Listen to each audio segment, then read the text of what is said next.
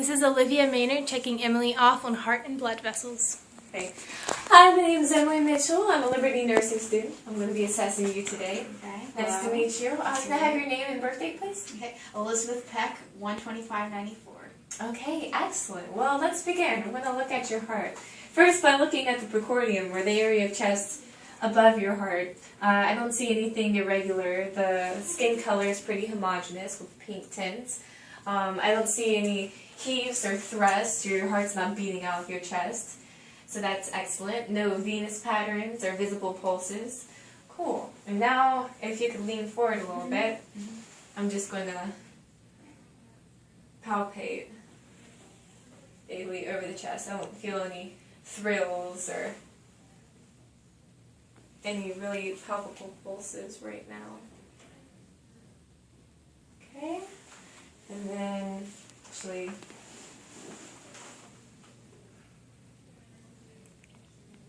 alright, excellent.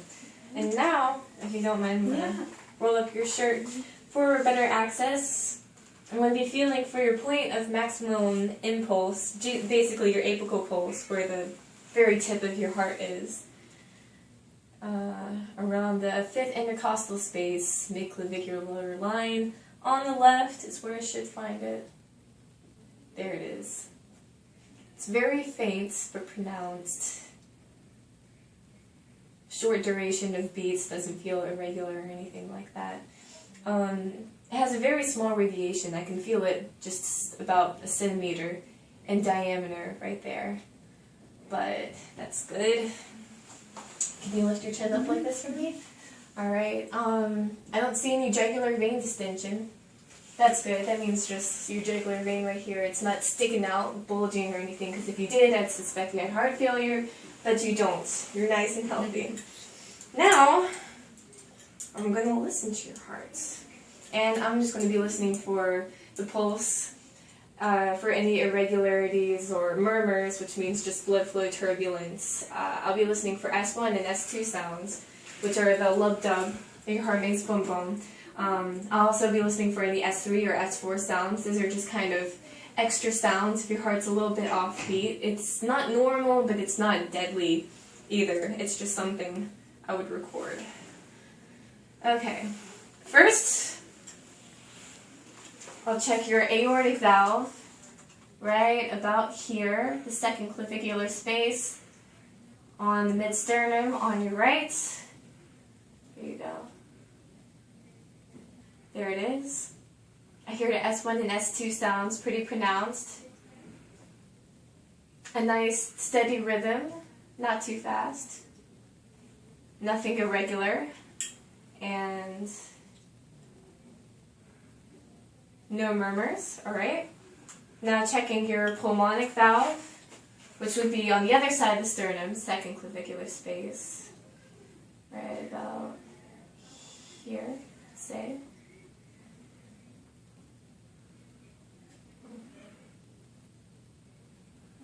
Alright.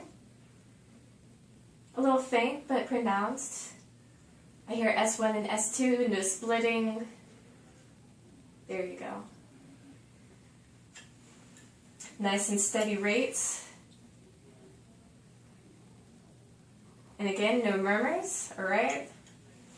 I'll check your Erb's point, which is just a little bit further down. Sorry if this feels kind of invasive. On third intercostal space, mid-sternum on the left right there. Okay? A little bit faint, soft, but I can hear S1 and S2, no splitting or third or fourth sounds. A nice steady rate. And well, see, now it's a bit louder when I listen to the bell, but no murmurs. Now to check your tricuspid valve, which is on the fourth space. See right about here on the left. Okay, this is a bit stronger. And pronounced, S1 and S2, nothing irregular, no splitting.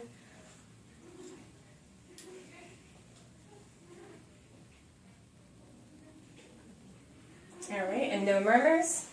And finally, again, I'll be checking your apical pulse, or your mitral valve, rather. Which is, let's see, the 5th intercostal space, left side midclavicular, right about here, I would say. You'll excuse me. Alright, this one's a little bit more faint. But I hear it. Nice and steady rhythm. Very nice.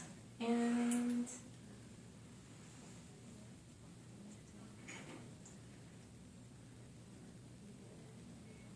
no murmurs.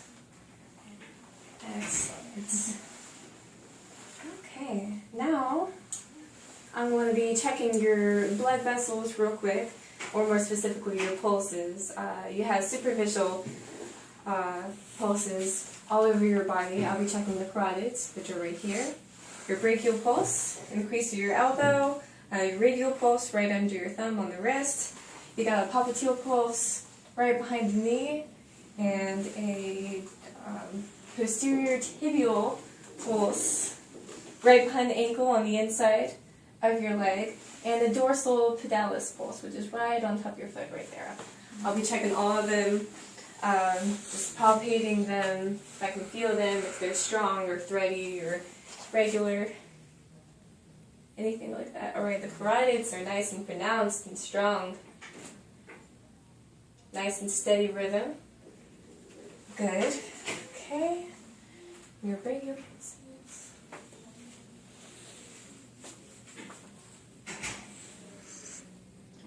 Wait for it. There we go. Faint, but I feel them. Right. Nice regular rate, steady rhythm. Radial pulses.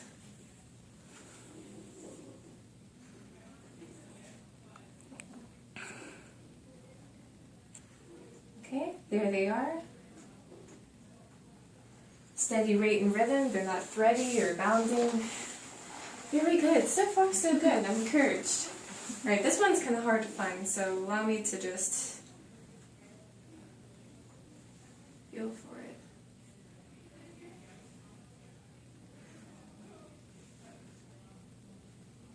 Come on. Ah, there it is. Okay. Your popliteal. There it is. Alright. Soft, but palpable.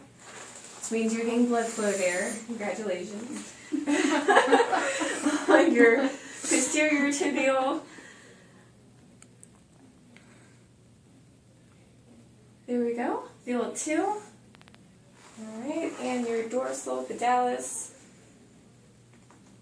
Right on top of the foot. And there we go. Ever so faint, but pronounced. Just the same as the rest. Okay, that's good. If I suspected you had a blood clot in your calf, any pain there, I'd ask you, or I would do the Homenstein on you, which is basically you would straighten out your leg like that and flex your foot towards you. Feel any pain or tenderness? No. Nope? Okay, good. Then you're clear. If you did, we'd suspect you had a clot there. We'd check it out more and do something about it. So last but not least, I'm just going to take your blood pressure. Actually, I'll use this. Right.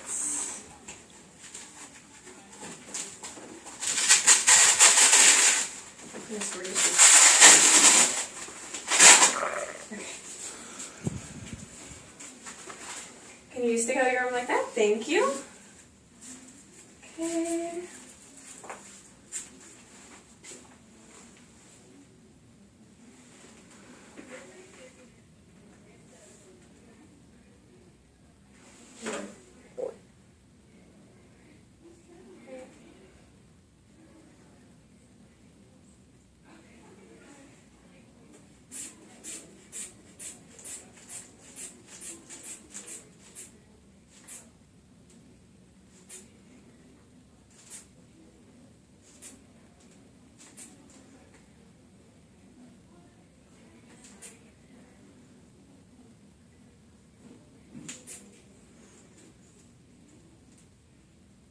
Okay. Well, I stopped feeling your pulse at about 110 millimeters of mercury, and it didn't come back at 130 millimeters of mercury. So that's about the area where I would start taking your actual blood pressure. If it came back after 130 millimeters of mercury, then you would have an oscillatory gap, and I keep a record of that. It's like extreme hypertension or something. But that's good. I think I'll just give your arm a break and check it on your other one. If we suspected you had orthostatics, then I would take your pulse and your blood pressure 3 times. Once lying down, there you go, thank you. Once lying down, wait a few minutes, one sitting up, wait a few minutes, and then one standing.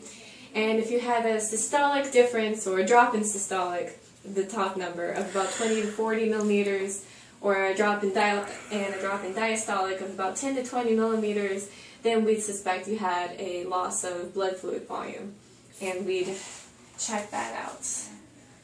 Okay, but you don't, so I won't be doing that to you today. Let's see.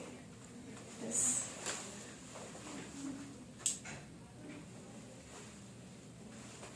Right.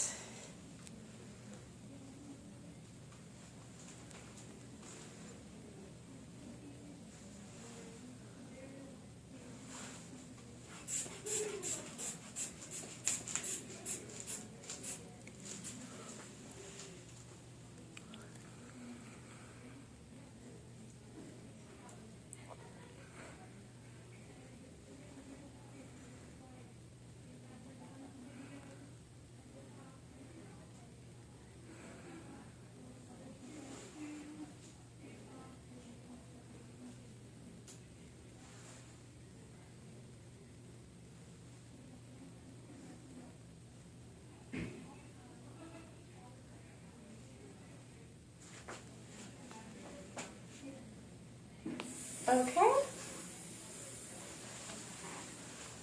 Your blood pressure is about 110/75. The normal is 120/80, so that's within range, especially since you're a little bit smaller. It's all well and good, and that's all I have for today. Do you have any questions? That's it. Thank you. Okay, thank you.